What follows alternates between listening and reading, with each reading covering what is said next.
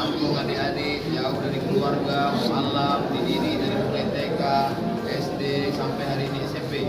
Tidak cukup lagi untuk asrama, perlu kebebasan tanah. Mari kita support pembebasan lahan pesantren Hidayatullah. Nama desanya Lawe Loning Aman, Kecamatan Lawe Sigalagala, Kabupaten Aceh Tenggara. Luas tanahnya 5.000 meter, harga 1 meternya Rp100.000.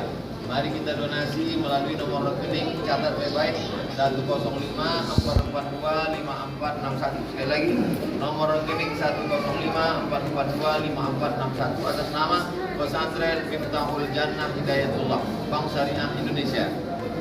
Tanah yang kita bebaskan, di atasnya ada asrama, ada masjid, anak-anak belajar pagi, petang, siang dan malam. Mereka berzikir, berdoa, membaca Quran. Hadiahkan untuk almarhum ayah, almarhumah ibu, pahalanya mengalir sampai hari kiamat insyaallah. Berkah selalu, jazakumullah khairan. Wassalamualaikum warahmatullahi wabarakatuh.